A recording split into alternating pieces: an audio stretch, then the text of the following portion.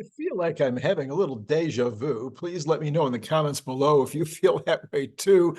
It's according to Sawyer Merritt 12.4, version 12.4 of the FSD is rolling out to employees right now.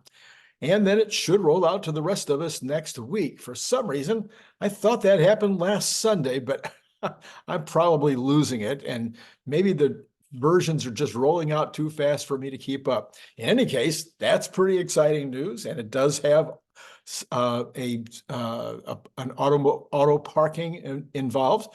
Seen at least one video so far of that. It's going to be interesting to see what we get this week. Anyway, this from Tesla Roddy. It's a question. I have a question before we show what Tesla Roddy says. My question is, why are environmental activists targeting Tesla?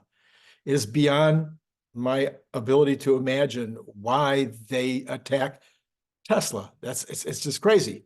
Here's their new impact report. Tesla has released its 2023 impact report, which highlights the progress that the company has made in its efforts to make operations more sustainable. So not only are they in the sustainability business, they're making cars that are designed specifically to create a more sustainable future.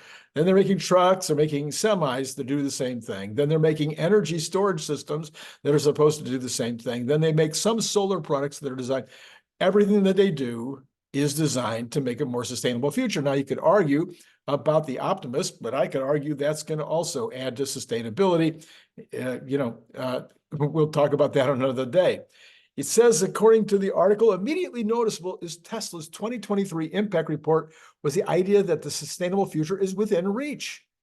As could be seen in the 2023 impact report highlights, the entire Tesla ecosystem is designed to displace fossil fuel alternatives. This is highlighted in the fact that in 2023, Tesla's customers avoided releasing more than 20 million metric tons of CO2e into the atmosphere just by using the company's products. Tesla also notes that it's possible to fully decarbonize the manufacture and lifetime use of its vehicles, and efforts are underway to achieve this.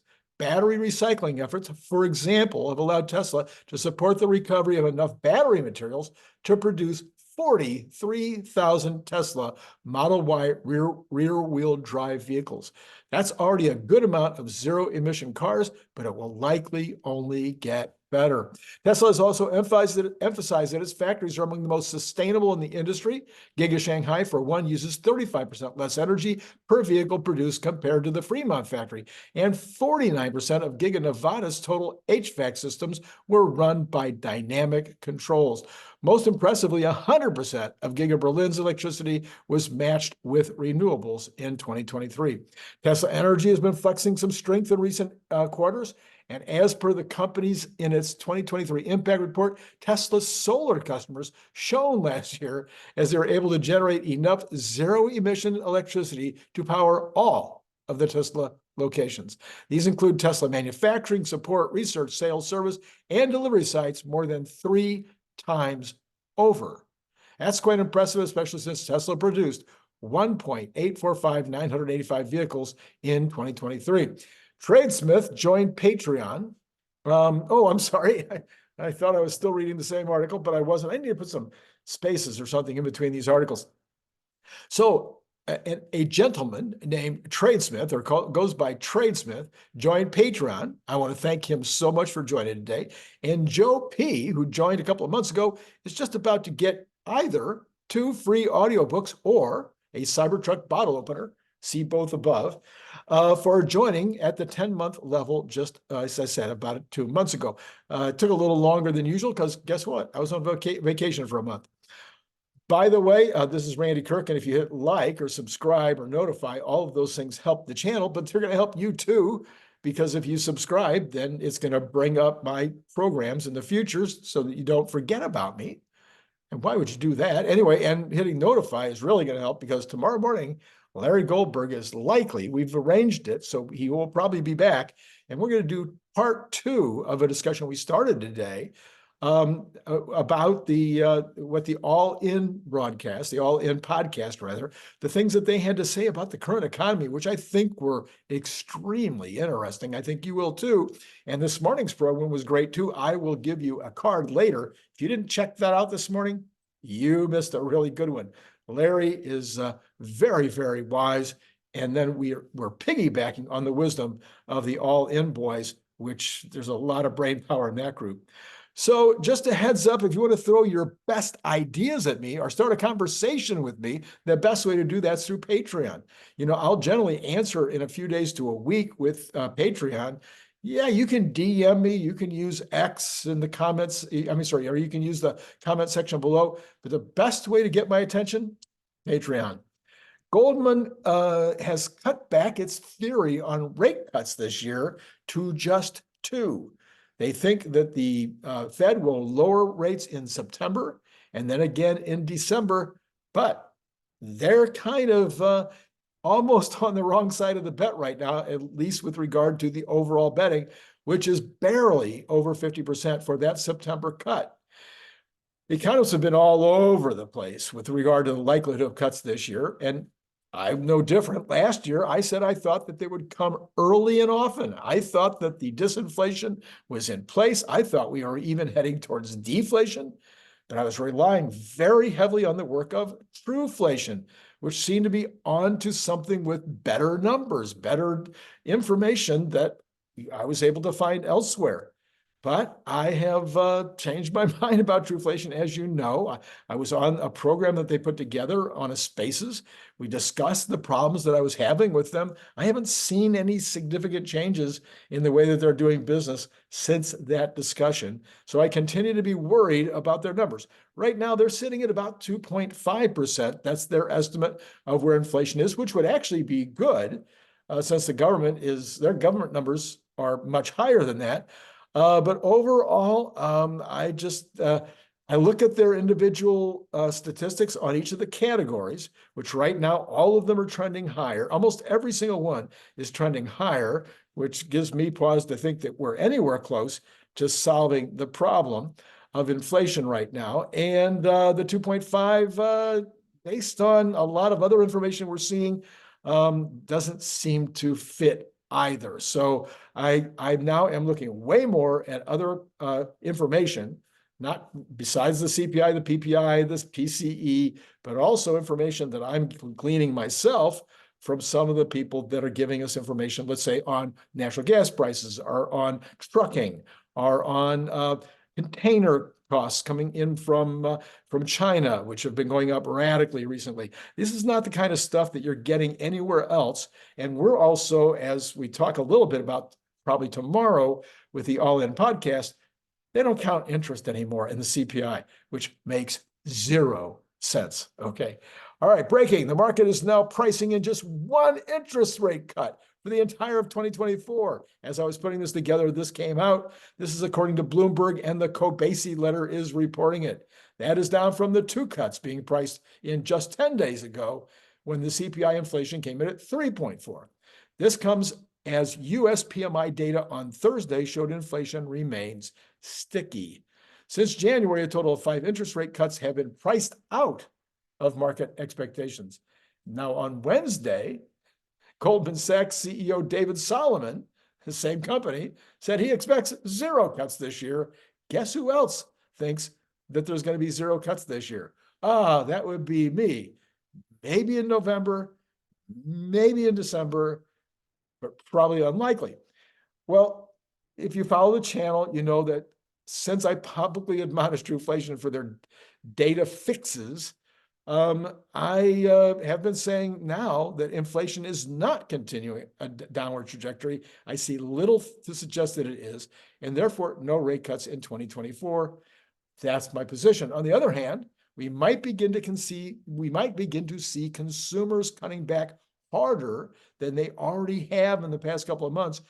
That could result in retailers having to drop some prices to keep the traffic up. Target said both traffic and average tickets were down. We've heard from McDonald's and others that we're starting to see some price cuts in fast foods because fast food prices are just ridiculously out of control. But for this to play out in 2024 seems unlikely. I don't see prices coming down fast enough in 2024 to generate the kind of additional traffic. I don't see the world, I don't see retailers and the fast food folks and everybody else adjusting soon enough for then the consumer to start coming back in there at lower prices. Anyway, there's not enough months left in the year for all that to happen. Most likely is that services will slow down. Also, government spending will not increase this year as it did last year. And we might be in a recession now or soon. You know, that's what I've been saying for a while now. I'm still at a 30-60 though. 30% yes, 60% no, 70%, 35. What am I saying? 30-70. That's where I am right now. This will eventually, though, if we do begin to see the consumer pulling in substantially, which is 70% of the market, 70% of the total GDP, then we will certainly see people begin to lower prices in response. If they don't, then we're talking about stagflation, which is, according to some folks, even worse. Well, I did a deeper dive as promised into silver. I have traded silver. Actually, it was a few decades ago. Excuse me. It was a few decades ago that I traded silver, but it didn't take me more than a minute to reorient myself to the subject of silver and how it's played. Well, there are multiple, as you know, undoubtedly, industrial uses for silver, and very high on that list is electronics. In addition, silver tends to be a more speculative trade than the other precious metals. It has a very small market, and players like to come in and game it. We've seen some examples of that over the years. I forget the name. Back 40 years ago, there was a big play on silver, but there's been other times when the speculation has run rampant, usually because of people trying to play off paper holdings against actual bullion holdings. So it's a very, very tricky commodity for investment. I don't give investment advice anyway, but I would highly recommend staying away from silver as an investment. And it's also not a reliable predictor of the economy. Having said that, the run-up in copper and silver are both generally, but due to the explosion in tech, the need for massive increases in electrical power generation has caused a different situation for copper right now, and maybe for silver as well. Well, okay, now we've got a story in Barron's. We're going to see, I think, more and more stories like this one popping up. I'm seeing more already. I think you're going to start, if you're checking this stuff out, I think you're going to see more stories like this. I've been talking about it for about 3 weeks now. S&P 500, whose valuation at about 22 times 2024 earnings forecasts. Now, we're not talking about 22 times earnings that we just saw. We're talking about the forecasted earnings. So the S&P 500 is at 22 times earnings forecast, is starting to look a bit stretched. That's why Aliaga Diaz expects more choppiness in the coming months as well. We do believe the market is overvalued right now.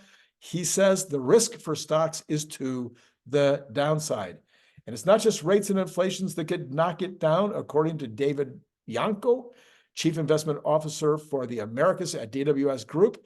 The S&P may pull back a bit in the summer before the election, he says. He added that global geopolitical flare-ups could roil the market as well. He says that the S&P could fall to 4,800, a 9% drop from current levels, which just misses qualifying as an official correction.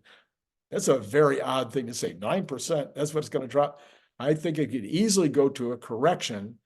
What could turn it around, actually, he mentioned before the election, if Donald Trump is seen as the obvious winner based on previous times, when there's a change, I'm not even giving you a political thing here, when there's a change in the party in office, that commonly results in the market going up, even in the prior to the election.